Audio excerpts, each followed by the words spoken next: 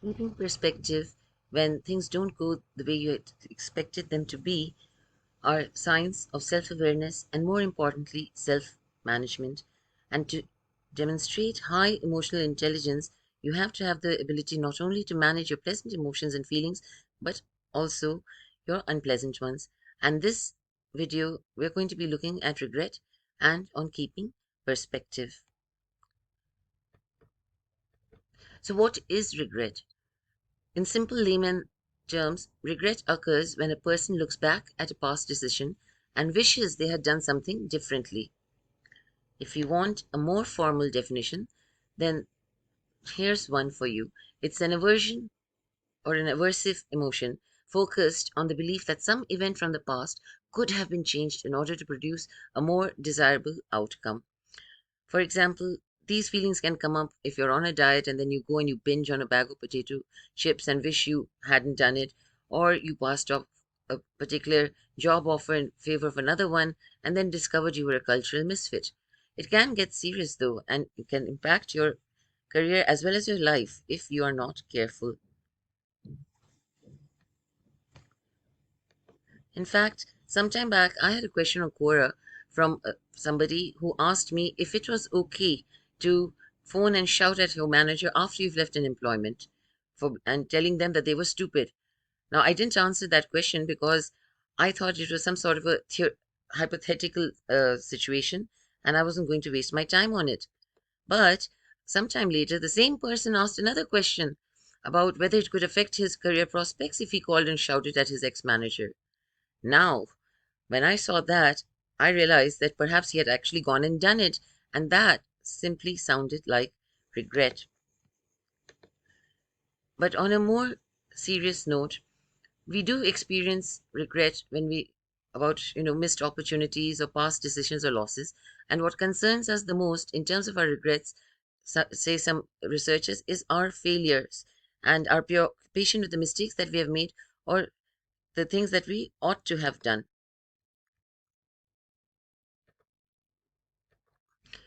Now, there's some more facts about regret that I want to share with you. In a Psychology Today article, they described regret as an interesting and complex emotional process. It involved both thinking and feeling, and since it does involve both, it is recognized or conceptualized as a higher order cognitive emotion.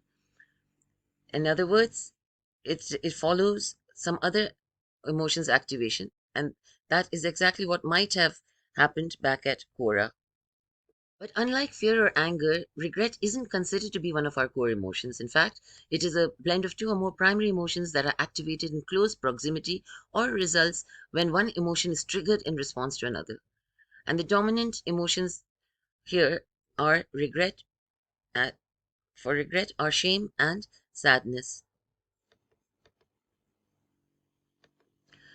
And regret is also a type of a counterfactual thinking, which involves imagining the ways your life might have gone differently. But no matter the severity, regret can cause terrible feelings of guilt, sadness, and ultimate depression. And when a person feels extreme feelings of regret, that anxiety can soon turn into anger or resentment, and they may end up being so unhappy with their situation that they might take it out on others and create even more problems for themselves. Now, as far as I'm concerned, although regret is a common emotion, it's really a waste of time and energy. And you may be asking me, why is that?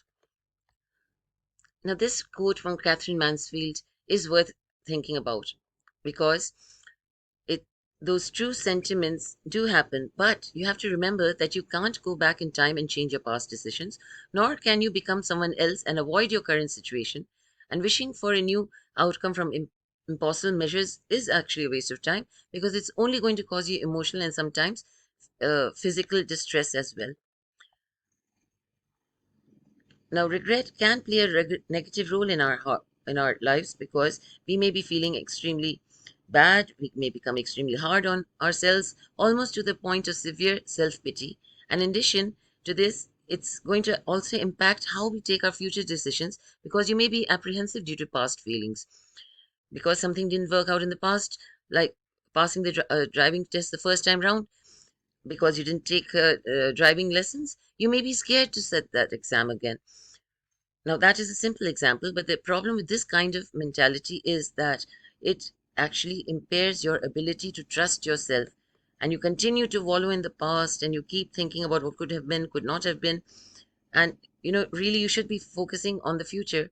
And also, when you are basking in regret, you're leaving yourself blind to the good in front of you and actually indulging in more self harm. So that's another thing that I want to tell you is that you have to always remember how much control you had in a situation. You have to keep the perspective because while hindsight has 2020 vision, you might not have had that information that you have now back then. And perhaps at that point in time, it may have been the best decision that was possible for you. So, keeping all of that in mind, let's look at how you can handle regret and adopt a healthier perspective. The first one is acceptance. And acceptance is actually the number one factor that is involved. You have to take into account that trying to change the past is impossible and will only result in frustrations. Therefore, it is better that you take whatever loss you've had on the chin and move forward. The next one is to take responsibility for your actions and learn how to make better choices in the future. Because imagine all of the awesome things you could accomplish while you are sitting around and walling in self-pity and mulling. Perhaps it's better to move on from the past and make better choices in the future. Let it be a learning lesson for you. Also, make the best of a bad situation because once a decision is made, it is done. Instead of worrying about the past, it's better to find something positive in the situation, and try to do something about it. You could ask yourself questions like, what can I do to make things better? How can I adjust my attitude to see the positive? What can I currently change? Now, when you ask yourself those kind of questions, you're actually looking for the best that you can do in the situation, and this will change your overall negative dispositions into positive ones and motivate you to to do better. The next one is that you can ask yourself, is it time to change course? Because now that you have more information than you did in the past, you're in a better position to take decisions in the present, and you can actually flip the switch on yourself and use that situation which is causing regret to serve you better in the future. In other words, keep moving forward instead of staying stuck. And more importantly, change your story, or what we call, don't indulge in those fantasies that different choices would have yielded a far superior life. And while it that's why it's helpful to rewrite the story that you're telling yourself and focus on all the facts that your mind might have filtered out in order to validate your current story. In other words, build your positive reflex.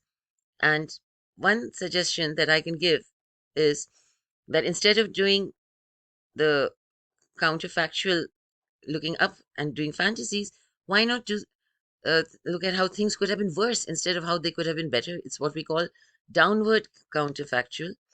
And in this way, you can actually build your positive reflex. Things could have been much worse. Maybe the choices may have resulted in different outcomes and not necessarily the ones that you're thinking that they would have. Now, all of this, trying to change these kind of negative things, requires self awareness. And self awareness is the first step that you need to take in order to develop yourself self and your emotional intelligence, because only after that can you take a next step, which is self management. And managing regret and using it for better purposes is part of that. And for that, I have this simple self study bundle where you're getting both a guide to self awareness as well as a workbook that you can use in order to develop your this skill. So, my final words on the topic are that it is always possible that different choices would likely have brought different regrets. You should count your blessings and learn your lessons. Identify and give yourself credit for the things you did right because you have done things right. Be honest with yourself. And being able to overcome these feelings of regret can make you a stronger person because when you're now embracing positivity as opposed to living in the past. It's also good for your mental health. And one way to turn your regrets into an opportunity is to view the good that's ensued. Have you grown as a person? Are you now mentally tougher? Have you learned a valuable lesson? Because you have the power to not allow it to control you. Nobody else can do it, only you yourself.